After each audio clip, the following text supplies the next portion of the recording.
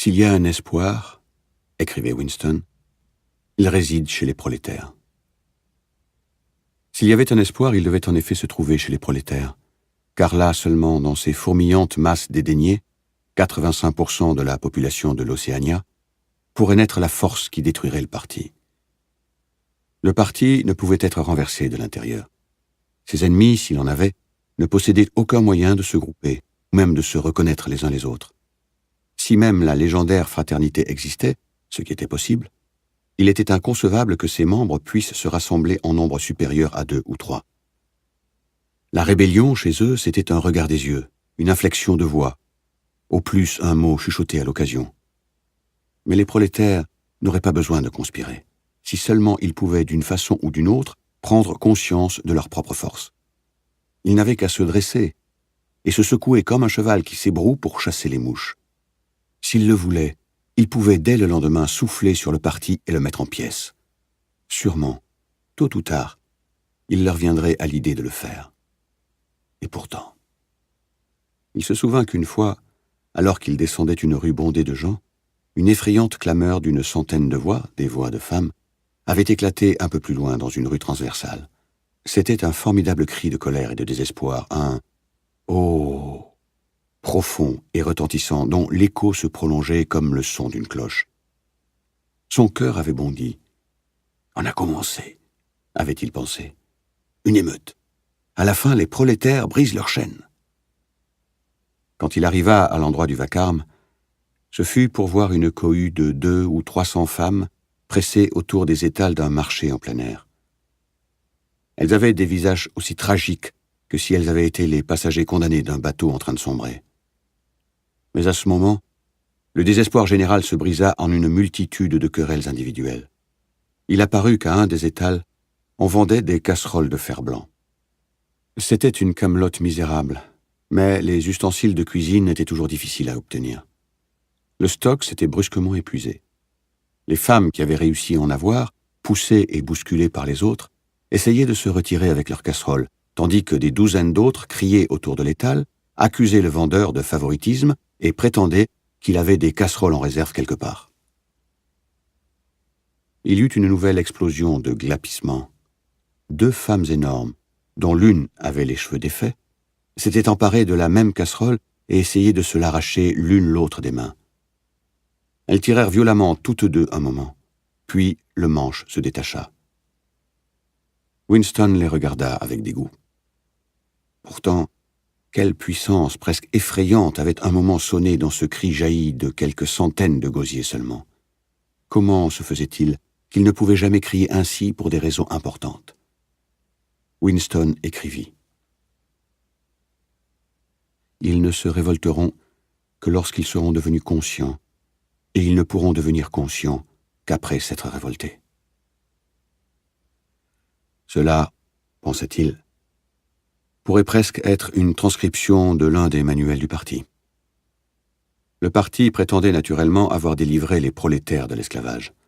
Avant la Révolution, ils étaient hideusement opprimés par les capitalistes. Ils étaient affamés et fouettés. Les femmes étaient obligées de travailler dans des mines de charbon. Les femmes, d'ailleurs, travaillaient encore dans des mines de charbon. Les enfants étaient vendus aux usines à l'âge de 6 ans. Mais en même temps que ces déclarations, en vertu des principes de la double pensée, le parti enseignait que les prolétaires étaient des inférieurs naturels, qui devaient être tenus en état de dépendance comme les animaux, par l'application de quelques règles simples.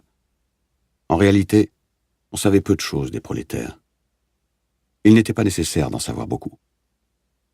Aussi longtemps qu'ils continueraient à travailler et à engendrer, leurs autres activités seraient sans importance.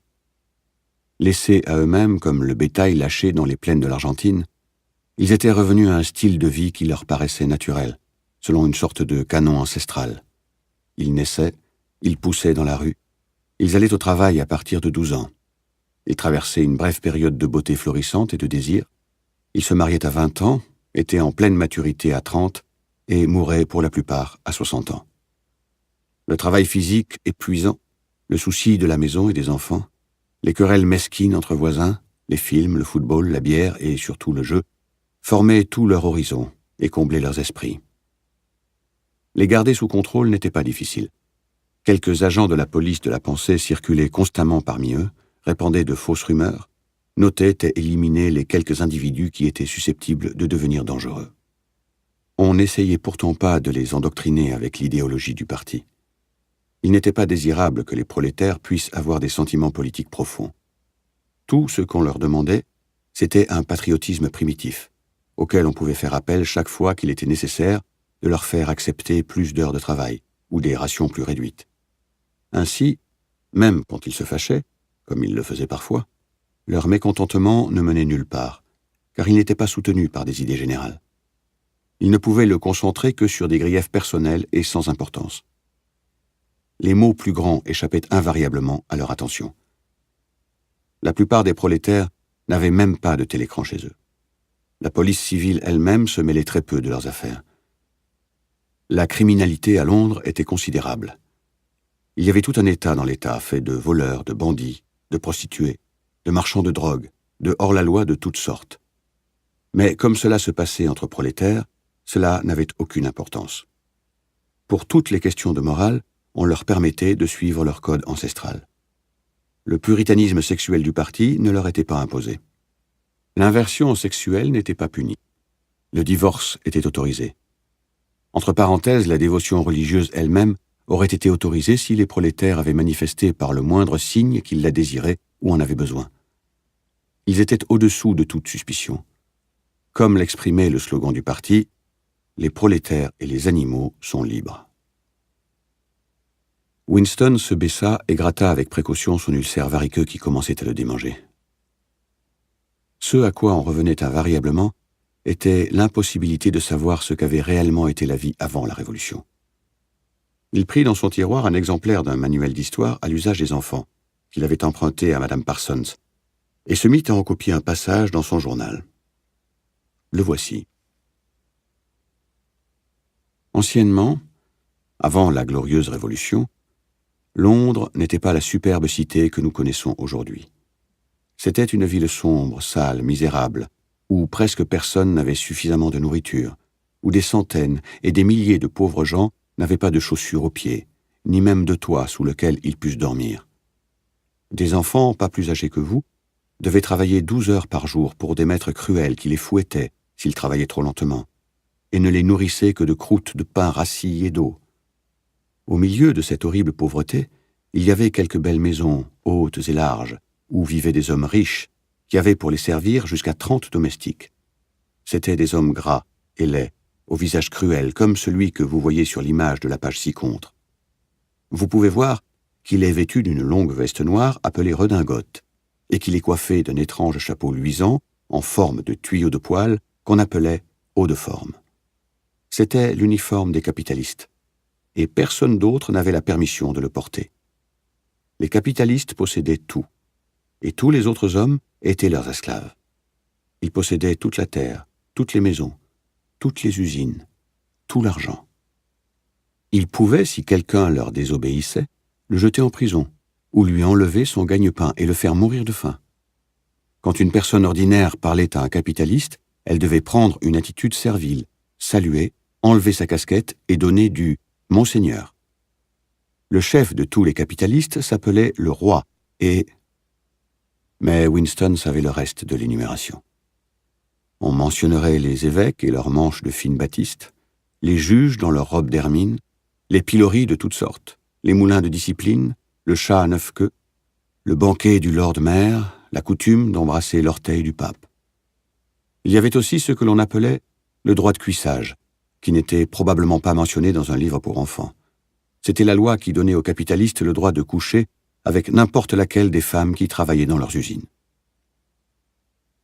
Comment, dans ce récit, faire la part du mensonge? Ce pouvait être vrai, que le niveau humain fut plus élevé après qu'avant la Révolution. La seule preuve du contraire était la protestation silencieuse que l'on sentait dans la moelle de ces os. C'était le sentiment instinctif que les conditions dans lesquelles on vivait étaient intolérables et qu'à une époque quelconque, elles devaient avoir été différentes. L'idée lui vint que la vraie caractéristique de la vie moderne était non pas sa cruauté, son insécurité, mais simplement son aspect nu, terne, soumis.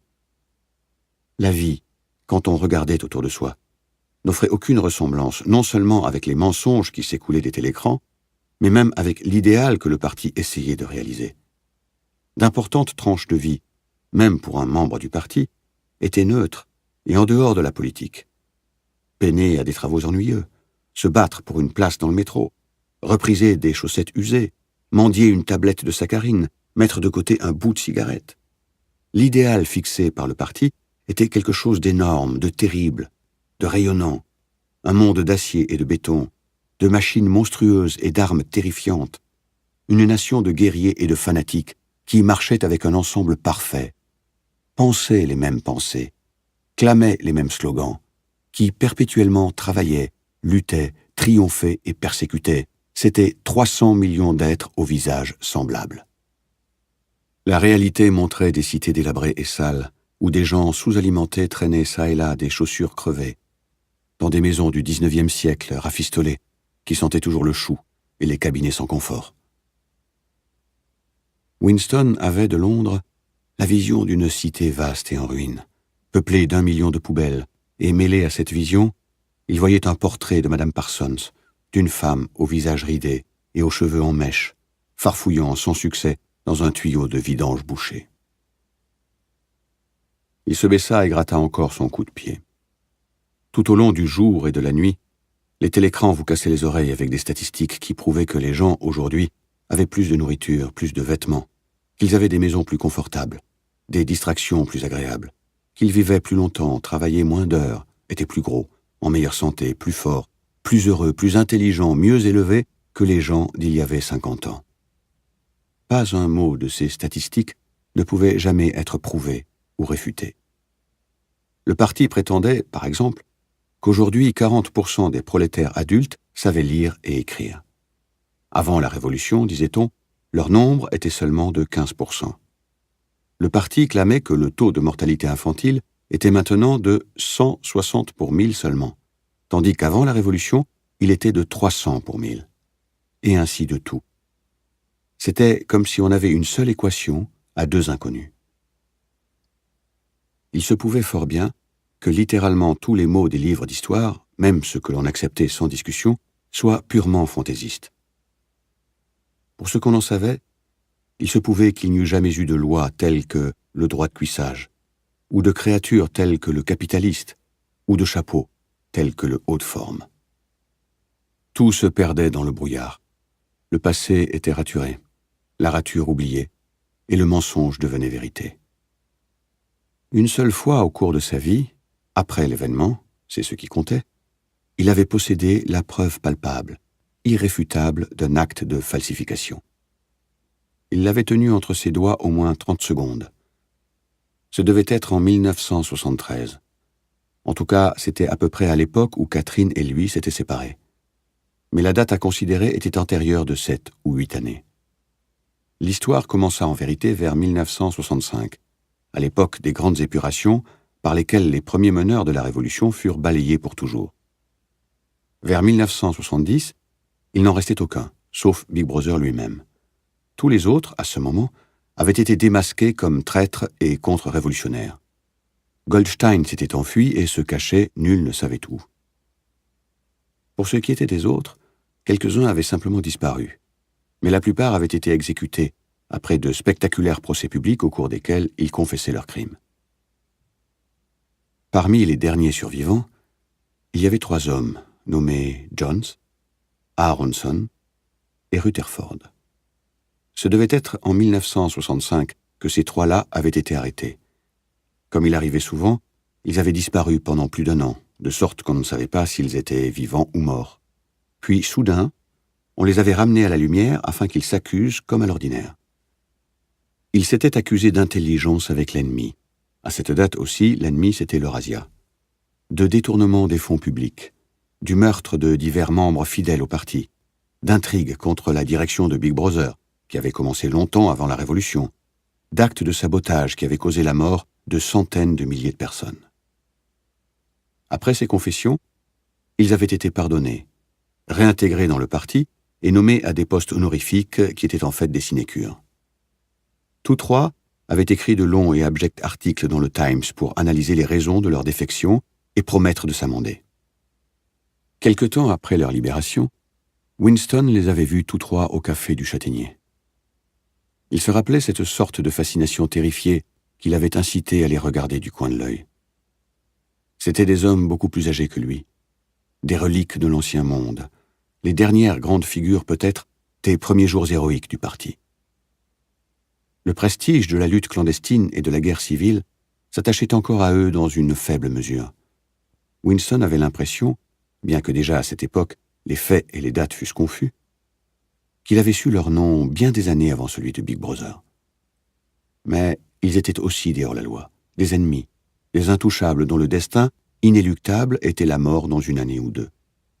Aucun de ceux qui étaient tombés une fois entre les mains de la police de la pensée n'avait jamais, en fin de compte, échappé.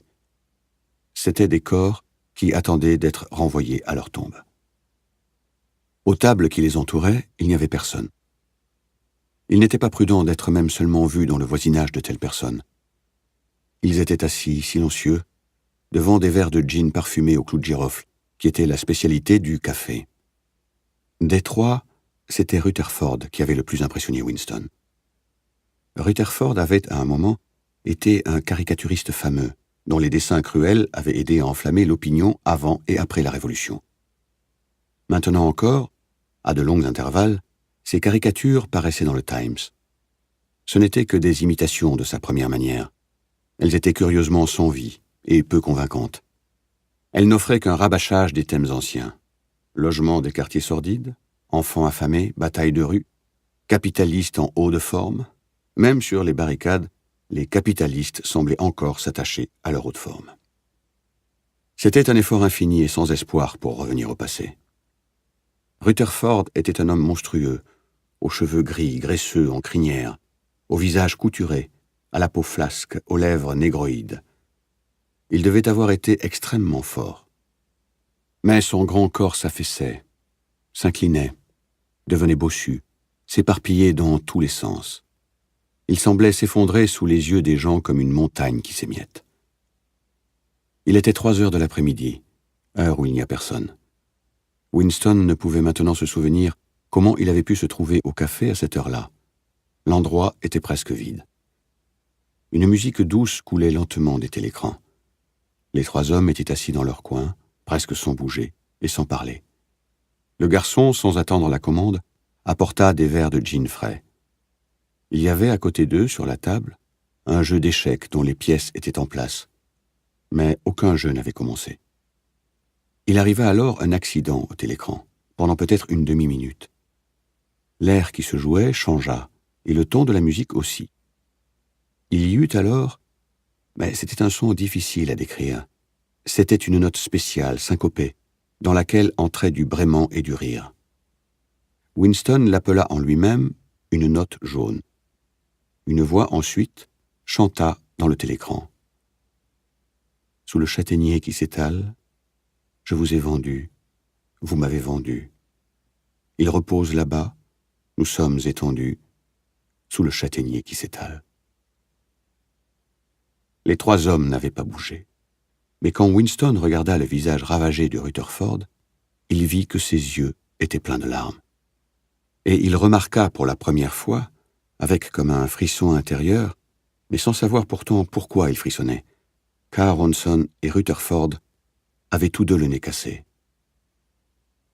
Un peu plus tard, tous 3 furent arrêtés. Il apparut qu'ils s'étaient engagés dans de nouvelles conspirations dès l'instant de leur libération.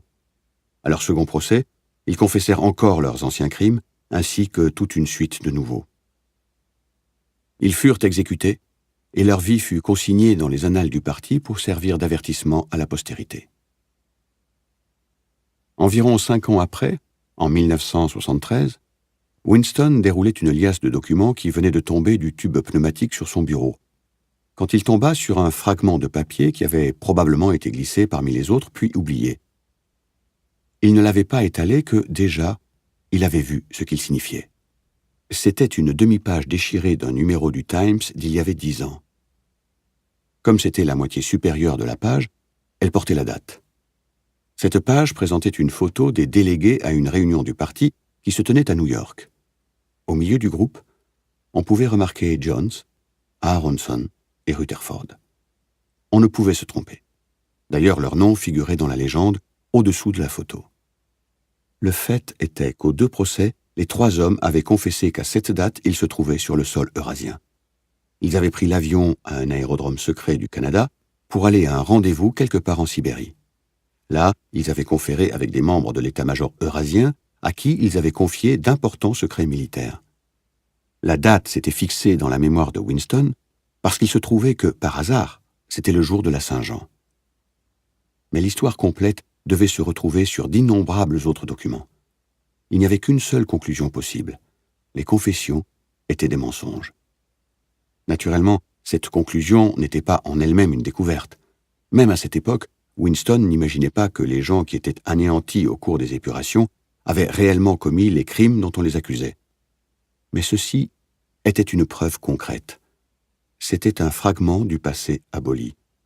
C'était le fossile qui, découvert dans une couche de terrain où on ne croyait pas le trouver, détruit une théorie géologique. Ce document, s'il avait pu être publié et expliqué, aurait suffi pour faire sauter le parti et le réduire en poussière. Winston avait continué à travailler. Sitôt qu'il avait vu ce qu'était la photographie et ce qu'elle signifiait, il l'avait recouverte d'une autre feuille de papier. Heureusement, quand il l'avait déroulée, elle s'était trouvée à l'envers par rapport au télécran. Il posa son sous-main sur ses genoux et recula sa chaise pour se placer aussi loin que possible du télécran. Garder un visage impassible n'était pas difficile, et avec un effort, on peut contrôler jusqu'au rythme de sa respiration. Mais on ne peut maîtriser les battements de son cœur, et le télécran était assez sensible pour les relever. Il laissa passer, autant qu'il put en juger, 10 minutes, pendant lesquelles il fut tourmenté par la crainte que ne le trahisse quelque accident. Un courant d'air inattendu, par exemple, qui soufflerait sur son bureau. Ensuite, sans la découvrir, il jeta la photographie avec d'autres vieux papiers dans le trou de mémoire. En moins d'1 minute peut-être, elle avait dû être réduite en cendres. L'incident avait eu lieu 10, 11 ans plus tôt. Aujourd'hui, probablement, Winston aurait gardé la photographie. Il était curieux que le fait de l'avoir tenue entre ses doigts semblait constituer pour lui une différence, même à cette heure où la photographie elle-même, aussi bien que l'événement qu'elle rappelait, n'était qu'un souvenir. L'emprise du parti sur le passé était-elle moins forte, se demanda-t-il, du fait qu'une pièce qui n'existait plus avait à un moment existé. Mais à l'heure actuelle, en supposant qu'elle eût pu être d'une manière quelconque ressuscitée de ses cendres, la photographie n'aurait même pas constitué une preuve. Au moment où Winston l'avait découverte, déjà l'Océania n'était plus en guerre contre l'Eurasia, et il aurait fallu que ce fût en faveur des agents de l'Estasia que les 3 hommes trahissent leur pays. Depuis, il y avait eu d'autres changements. 2, 3, Winston ne pouvait se rappeler combien. Très probablement les confessions avaient été réécrites et réécrites encore, si bien que les faits et dates primitifs n'avaient plus la moindre signification. Le passé non seulement changeait, mais changeait continuellement. Ce qui affligeait le plus Winston et lui donnait une sensation de cauchemar, c'est qu'il n'avait jamais clairement compris pourquoi cette colossale imposture était entreprise. Les avantages immédiats tirés de la falsification du passé étaient évidents, mais le mobile final restait mystérieux. Il reprit sa plume et écrivit « Je comprends comment, je ne comprends pas pourquoi ». Il se demanda, comme il l'avait fait plusieurs fois déjà, s'il n'était pas lui-même fou. Peut-être un fou n'était-il qu'une minorité réduite à l'unité. À une certaine époque, c'était un signe de folie que de croire aux révolutions de la Terre autour du Soleil. Aujourd'hui, la folie était de croire que le passé était immuable. Peut-être était-il le seul à avoir cette croyance. S'il était le seul, il était donc fou. Mais la pensée d'être fou ne le troublait pas beaucoup. L'horreur était qu'il se pouvait qu'il se trompât. Il prit le livre d'histoire élémentaire et regarda le portrait de Big Brother qui en formait le frontispice. Les yeux hypnotiseurs le regardaient dans les yeux. C'était comme si une force énorme exerçait sa pression sur vous. Cela pénétrait votre crâne, frappait contre votre cerveau, vous effrayait jusqu'à vous faire renier vos croyances, vous persuadant presque de nier le témoignage de vos sens. Le parti finirait par annoncer que 2 et 2 font 5, et il faudrait le croire. Il était inéluctable que tôt ou tard, il fasse cette déclaration. La logique de sa position l'exigeait. Ce n'était pas seulement la validité de l'expérience, mais l'existence même d'une réalité extérieure qui était tacitement niée par sa philosophie. L'hérésie des hérésies était le sens commun. Et le terrible n'était pas que le parti tuait ceux qui pensaient autrement, mais qu'il se pourrait qu'il eût raison. Après tout, comment pouvons-nous savoir que 2 et 2 font 4 ? Ou que la gravitation exerce une force ? Ou que le passé est immuable ? Si le passé et le monde extérieur n'existent que dans l'esprit, et si l'esprit est susceptible de recevoir des directives, alors quoi ? Mais non. De lui-même, le courage de Winston se durcit. Le visage d'O'Brien, qu'aucune association d'idées évidentes n'avait évoqué, se présenta à son esprit. Il sut, avec plus de certitude qu'auparavant, qu'O'Brien était du même bord que lui. Il écrivait son journal pour O'Brien, à O'Brien. C'était comme une interminable lettre que personne ne lirait jamais, mais qui, adressée à une personne particulière, prendrait de ce fait sa couleur. Le parti disait de rejeter le témoignage des yeux et des oreilles. C'était le commandement final et le plus essentiel. Son cœur faiblit quand il pensa à l'énorme puissance déployée contre lui, à la facilité avec laquelle n'importe quel intellectuel du parti le vaincrait dans une discussion, aux subtils arguments qu'il serait incapable de comprendre, et auxquels il serait encore moins capable de répondre. Et cependant, il était dans le vrai. Le parti se trompait, et lui était dans le vrai. L'évidence, le sens commun, la vérité devaient être défendus. Les truismes sont vrais. Il fallait s'appuyer dessus. Le monde matériel existe, ses lois ne changent pas. Les pierres sont dures, l'eau humide, et les objets qu'on laisse tomber se dirigent vers le centre de la Terre. Avec la sensation qu'il s'adressait à O'Brien, et aussi qu'il posait un important axiome, il écrivit « La liberté, c'est la liberté de dire que 2 et 2 font 4. Lorsque cela est accordé, le reste suit. »